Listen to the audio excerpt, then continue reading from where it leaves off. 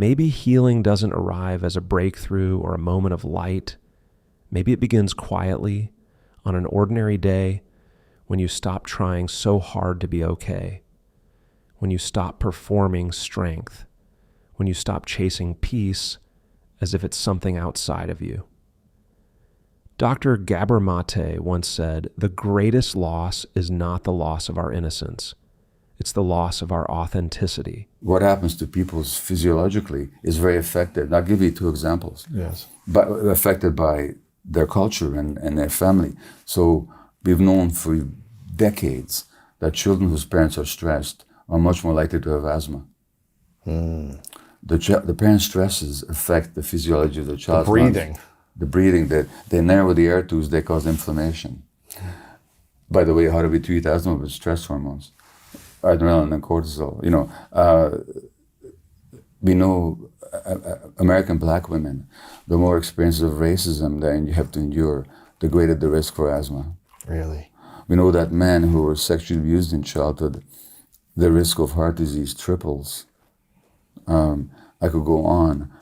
Women who suffer symptoms of PTSD severely, the risk of ovarian cancer doubles.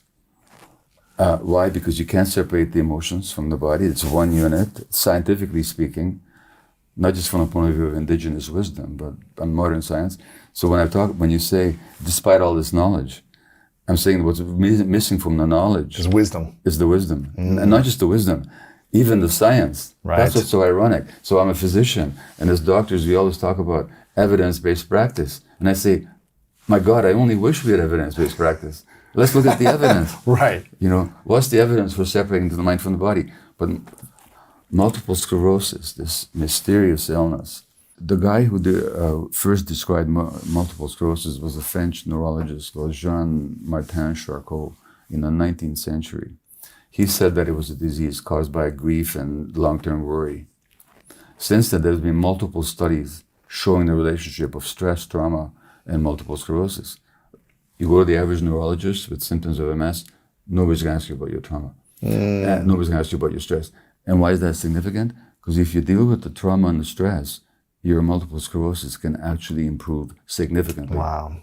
So there's a huge gap between the scientific evidence and how we practice medicine. And what we call scientific evidence-based practice is miraculous, it's amazing, but it's way too narrow. Mm-hmm. What about something like arthritis? What would you say that's connected to? Okay, that's been studied as well.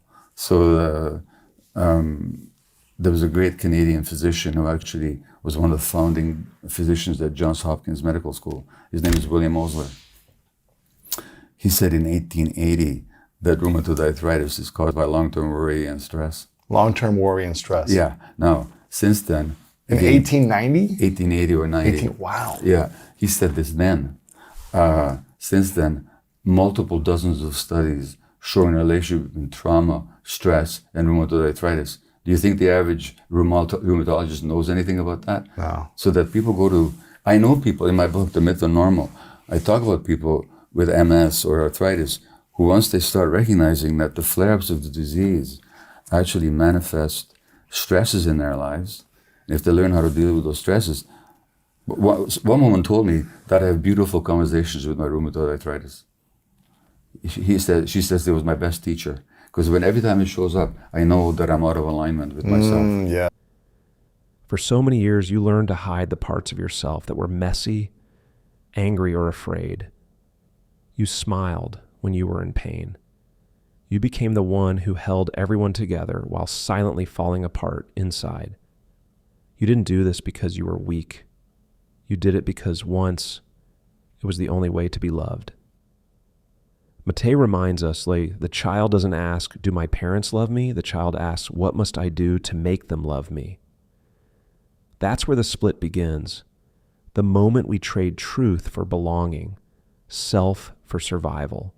And even in healing, that same pattern hides.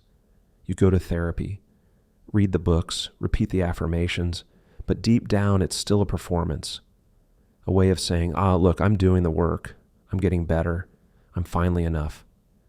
But one day, something shifts. You're too tired to keep proving your right to exist.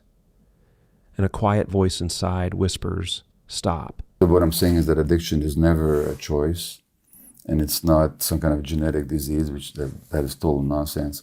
What it actually is an attempt to solve a problem in your life. In your case, you were trying to solve the problem of being trapped, which was based on your childhood trauma, which you very publicly talk about. In my case, the workaholism was about trying to prove to myself that I had the right to exist, that I was important.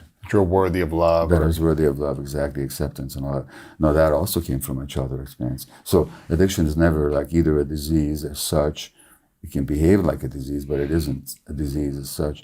It's also not a choice anybody makes. It's actually an attempt to solve a deep life problem that was imposed on a person by trauma in every case. You sit with what's left, the ache, the grief, the anger you never allowed. You stop running. You stop trying to fix the pain long enough to actually feel it, because as Maté says, the attempt to escape pain creates more pain. So you stay, you breathe, you cry, you rest, and your body, after years of being silenced, finally exhales. This is what healing really is, not fixing yourself, but meeting yourself. Not becoming new, but remembering what was true before you forgot. Maté teaches that we're not here to be good, we're here to be real. And when you stop trying to be healed, when you stop performing the person you think you should be, you make room for the one who was never lost, only hidden. Maybe that's the moment it begins, the quiet return to yourself. No fireworks, no finish line. Just you, breathing, feeling, here. Because the day you stopped trying to heal was the day you finally started. Wholeness was never something you had to earn. It was always waiting beneath who you thought you had to be. Of normal trauma, illness, and healing in a toxic culture. So it's just as you say, the trauma that people are experiencing massively isn't just personal to them. It's also a sign of a culture that's completely out of whack. And when I say out of whack, the things we consider, the reason I call the book The Myth of Normal, is what I'm saying is that the things that are considered normal in society are not at all normal from the point of view of human life and human needs. It's not healthy. Or it's totally unhealthy, so that the addictions and the diseases and the mental illnesses that people develop are actually normal responses to an abnormal situation. So that whatever addiction you had, or even this mask of rigid masculinity that you tried to adopt for a while until it cracked for you. Right, needing to win, needing to be the best, needing to... But that was a normal response.